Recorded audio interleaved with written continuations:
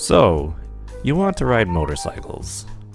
Well, that's great and that's awesome. There's a lot of reasons why people ride motorcycles. Some people like to ride hard and fast on tracks. Some people want an economical mode of transportation. Some people just like to feel the open road. Whatever type of ride you want, there is a motorcycle for it. But before you start riding, just want you to think about these 5 things. I'm gonna make it real easy for you guys. 5 things. First, figure out what type of rider you are or want to be. When I first started riding, I actually wanted a nice commuter for college, and my first motorcycle was actually a 2009 Kawasaki Ninja 650R. Probably one of the most economical motorcycles out there. And it was a great motorcycle. It could do, spirited riding, it could do sport riding, it could do commuting. It was an awesome motorcycle. My second motorcycle was a 2004 Yamaha R6. It's currently it's my current motorcycle, and it's definitely different from the Ninja 650. My tastes have changed a bit, and I wanted something a little bit more spirited, and yeah, well, my tastes have changed again, and my next motorcycle that I want is a Kawasaki Versys 650. It's probably one of the most dad motorcycles out there, but I'm gonna become a dad pretty soon, so go figure. So ask yourself, what do you want from your ride, and why do you want to ride? Secondly, number 2, understand the risks of riding a motorcycle. Alright, so on a motorcycle, any accident can be a life-changing accident. Whether you're involved in a high-speed collision where you fly off your motorcycle, or if you just drop your motorcycle on your leg from a complete standstill. Obviously, if you fly off your motorcycle in a high-speed collision, yeah, you're gonna be hurt.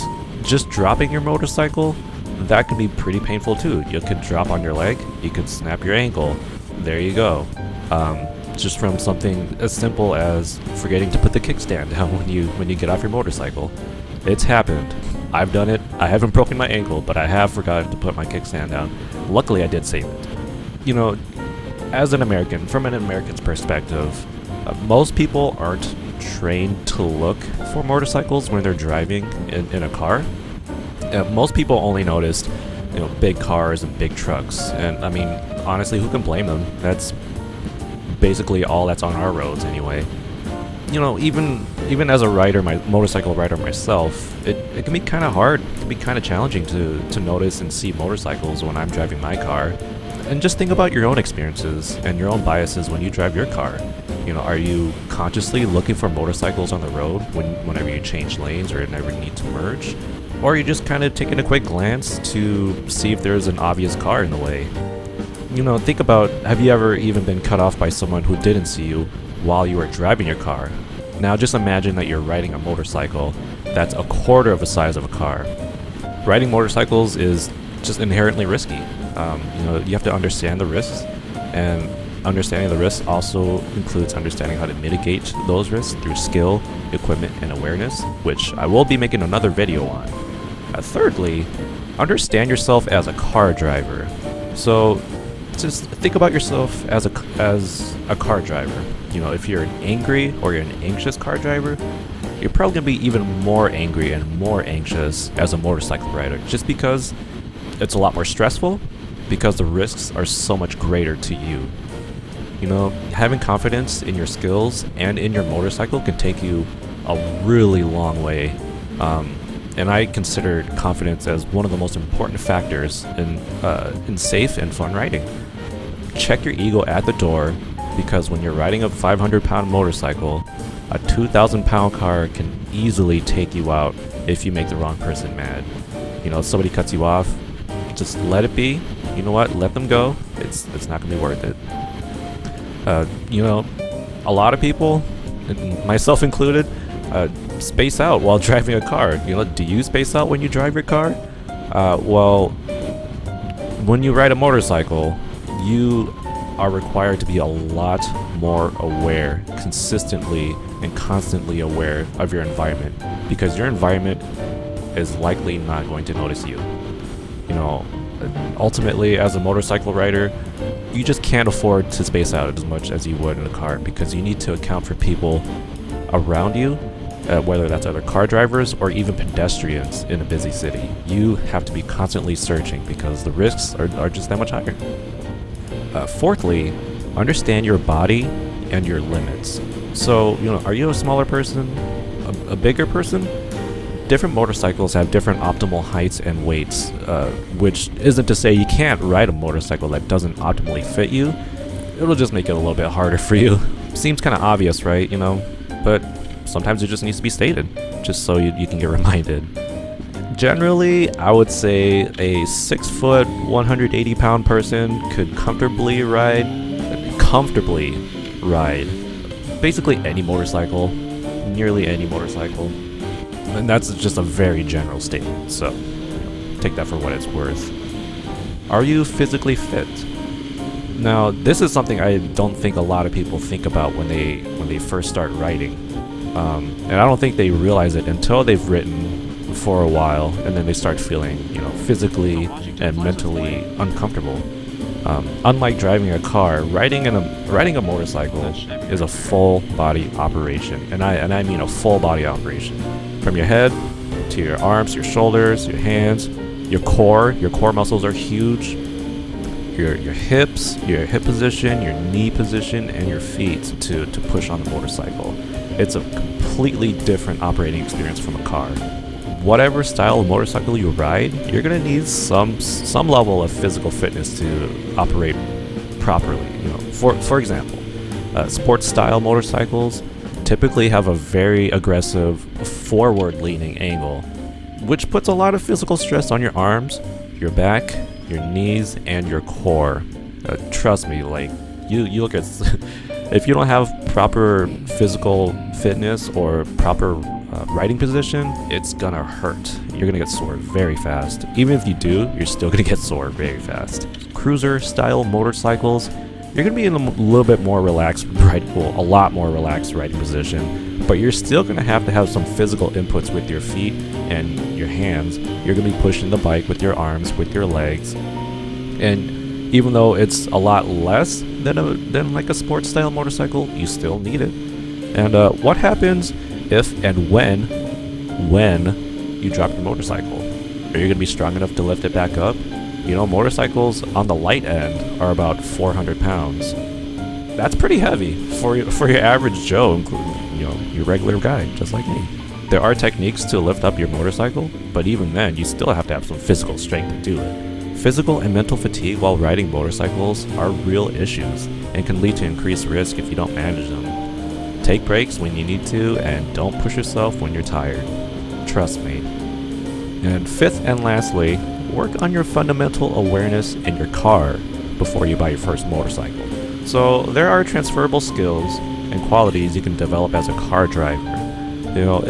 If you take motorcycle safety classes, you're probably going to be taught to look 8 to 10 seconds ahead of where you are to identify possible road hazards.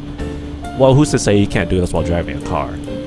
If you're like how I was when I first started riding motorcycles, then you only look at the car ahead of you. The issue is that this doesn't give you much information about who is in front of that car, and then in front of that car, and in front of that car. Then all of a sudden, oh, there's road construction down the road, and that's why everybody's slowing down. And oh shoot, I need to slam on my brakes because I wasn't paying attention. I didn't realize why people were slowing down so much, and all of a sudden, yeah, you gotta slam on the brakes. By looking down the road and not just at the car in front of you, you can identify possible issues before you get to them. So what you can do is you can look basically at the horizon and then scan down from there, scan down from there, scan down from there. Just look at not only the car ahead of you, but look at the cars, maybe 4 cars ahead of you. If you notice that they're braking, then maybe, something's up. Maybe you need to brake down. Well, maybe you need to brake then. Maybe there's a pothole in the road and people are swerving. If you see that ahead of you and not just with the car right directly in front of you, you can be like, oh, why are people swerving? Maybe there's something there. I'm going to slow down a little bit just so I have a little bit more time to prepare. And that can save you from an accident. On a motorcycle, you not only need to look ahead of you, You also need to look to your sides and behind you. Be aware of what's everything around you. Prevention is the best form of risk mitigation, whether you're riding a motorcycle or driving a car. As you drive and ride and become more experienced, you're going to start to notice irregular behavior.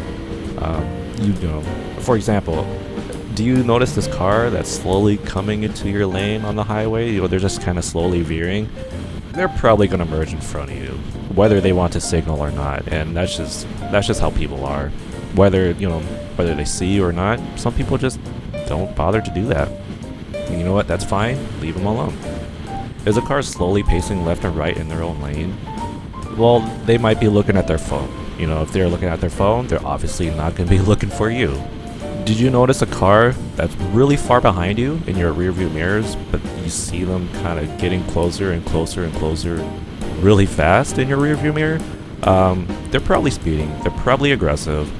Best thing to do if you can, just move over for them. Go over into the slower lane, let them pass you, because it's just not worth the possible road rage. Practice looking far forward, to your left, to your right, and behind you in your car. And not only will this prepare you to ride a motorcycle, it'll make you a lot better car driver. So those are the 5 things I would recommend to think about before you even start riding, if you are interested in riding motorcycles, which you probably are if you clicked on this video. So just to reiterate, first, figure out what type of rider you are or what type of rider you want to be. Secondly, understand the risks of riding a motorcycle. Third, understand yourself as a car driver. Fourth, understand your body and your limits. And fifth, work on your fundamental awareness in your car before you even buy your first motorcycle. If you can do these 5 things and you still come to the conclusion you want to ride a motorcycle, stay tuned for the next video, because I'll be showing you how I would go about looking for a new motorcycle, which I am. So maybe we'll just look for my motorcycle and we can do it together. But if you liked the video, please like the video. If you want to subscribe for more content like this, yeah, please do so. If you didn't like the video, thanks for watching the entire thing. I don't know why you would, but that's awesome. Appreciate it. And you know what? Have a nice day.